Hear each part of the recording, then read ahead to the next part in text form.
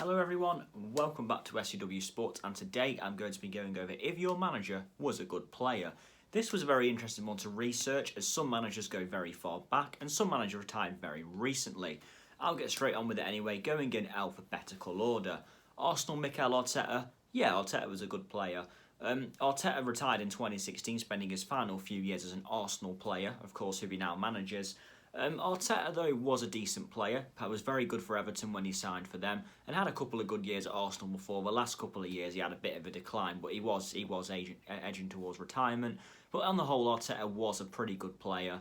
And yeah, I mean, he's probably done the right thing going into management as well. So on the pitch as well, he certainly had leadership skills. He was captain of Arsenal for a while, to be fair. So yeah, I can definitely see why he's gone into management. But as a player, he was a good player, a solid midfielder, always could pick a pass. And yeah, he had definitely had some good playing days. Aston Villa, Dean Smith, moderate. I mean, Smith spent most of his years in the lower divisions. He was never played at top level.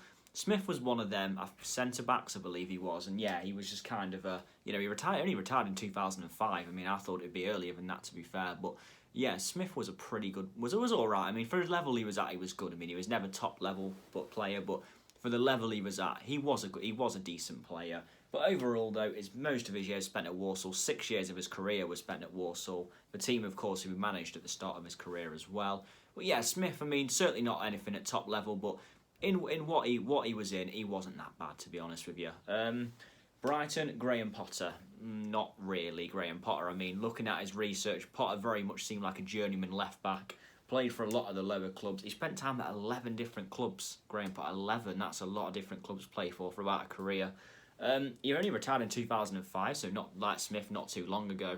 But yeah, I mean, he certainly didn't play for anyone at the top level. He very much spent time in the lower leagues, Potter. He wasn't, I don't know how bad he really was, but yeah, looking at his resume, certainly not the best player, and he only actually scored 19 goals in 377 games, so he wasn't even a regular starter at most clubs he was at either. So yeah, he certainly wasn't the best player, probably a better manager.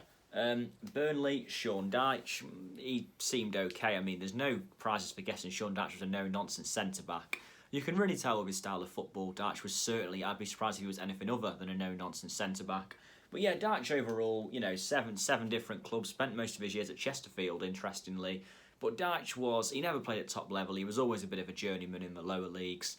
But yeah, I mean, he certainly wasn't a good player. He's a better manager, there's no doubt about that. But yeah, he definitely seems like he'd have been a no-nonsense centre-back, Sean Dyche. Dyche actually retired back in 2007, so not that long ago, really, just 13 years ago. Yeah, he never played at top level, so I mean, that kind of, kind of says it really. He was a bit of a journeyman centre-back in the lower leagues. But yeah, fair play. Chelsea, Frank Lampard. Nah, I'm joking. Of course, Frank Lampard was a great player, we all know. Frank Lampard only retired as recently as 2016, like Mikel Arteta, but I always think of Lampard as a one-club man at Chelsea, but for some reason he's actually played for 5 different clubs, which I find hard to believe. But don't forget that brief spell he had at Man City when he scored against Chelsea, if you remember. His youth years at West Ham and his late years at New York in the MLS. Lampard obviously was fantastic for Chelsea. In my opinion, Chelsea's all-time best player. One of the best goal-scoring midfielders, if not the best goal-scoring midfielder ever. Yeah, Lampard was just pure quality. What a player Lampard was. But yeah, easy to say, Lampard, fantastic. 274 goals in his career overall, I think it was. Quite insane, really. What a player. What a fantastic player. For me, the best in the list by a mile, but he was only recently, so most people watching will probably already know. Crystal Palace, Roy Hodgson. Yeah, I mean, this goes from one extreme to the other. I mean, Roy Hodgson barely ever played in his career. Hodgson was very much cut out for management. Hodgson's been managing now for what feels like a while. In fact, Hodgson retired from playing in 1976. That's crazy. My mother wasn't even born in 1976. That's how crazy that was. But yeah, I mean, he's been managing for what feels like years. But yeah, I mean, 7 different clubs. The longest time he spent was at Tonbridge Angels, the team who were playing Bradford in the Cup this weekend. And yeah, he spent 3 years there, but Hodgson was very much cut out for management. He actually took up coaching early as well. I'm not surprised. Hodgson was never really cut out to be a footballer by the looks of it. Very long time ago. Next up, we have Everton, Carlo Ancelotti.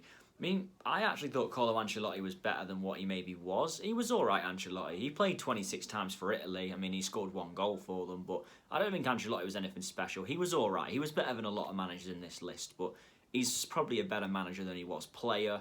Spent most of his years at Roma. Of course, his main years were spent at Roma and AC Milan. He only actually played for 3 different clubs, Ancelotti, so he wasn't really much of a person who got... And in Italy as well, but back in them days, Italy was probably the top league to be in, so I really don't blame him. And yeah, I mean, he actually retired in 1992, so quite a long time ago, but again, I actually thought it might have been longer ago than that. Ancelotti retired, but 1992, so that's still nearly 30 years ago.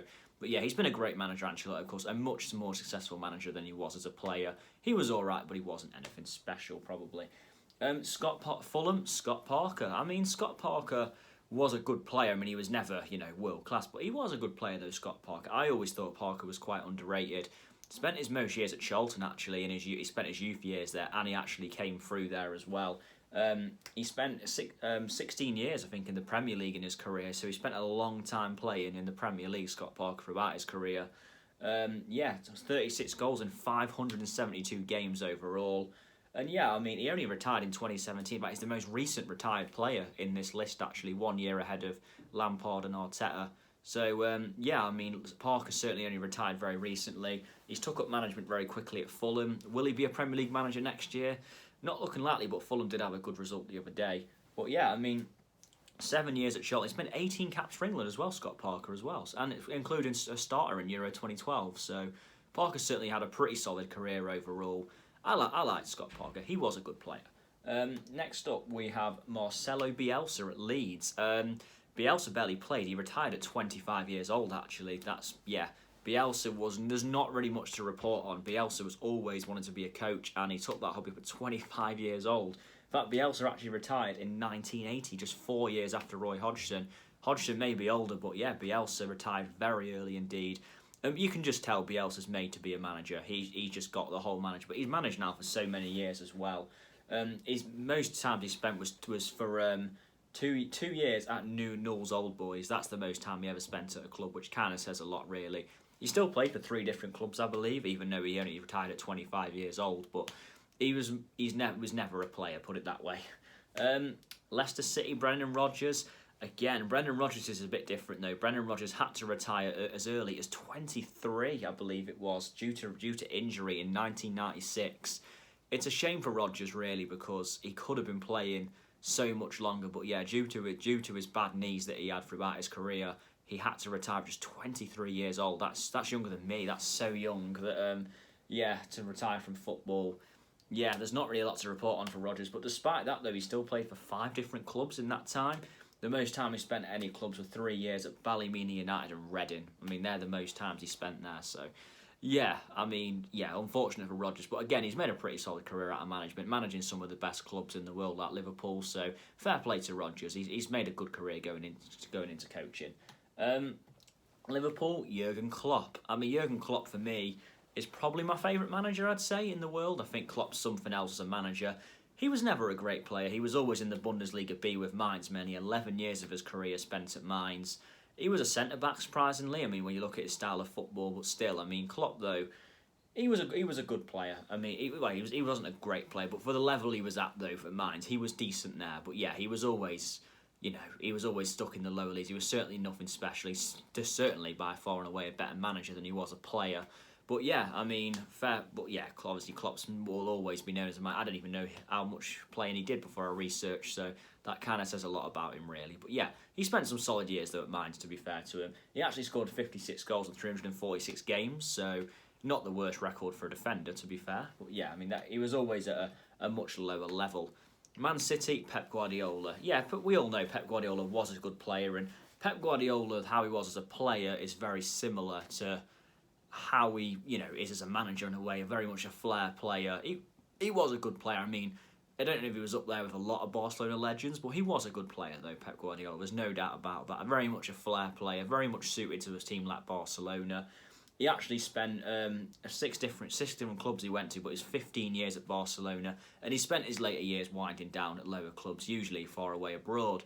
But I mean, he actually only retired in 2006, Pep Guardiola, so not that long ago, to be fair. But yeah, Pep was a good player, as most of us already know. He was certainly, I won't say he's the best in the list, but he was definitely up there.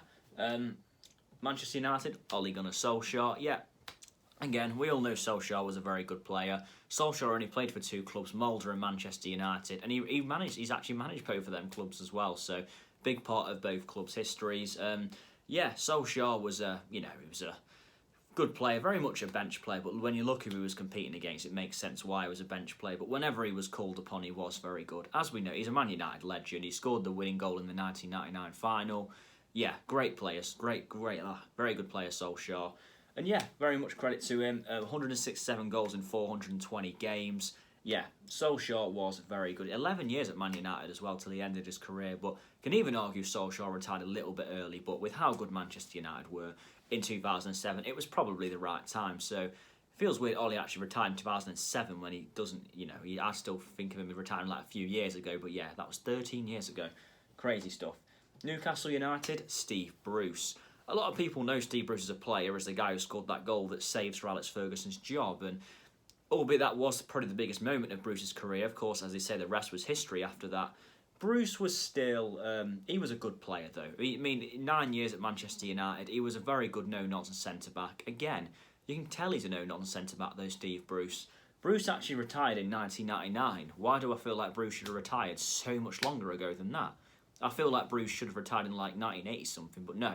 I mean, Bruce, 1999, he retired, and yeah, he was a good centre-back, very much a no-nonsense one, made a good career himself at Manchester United and other clubs he was at as well. So yeah, Bruce was a good player.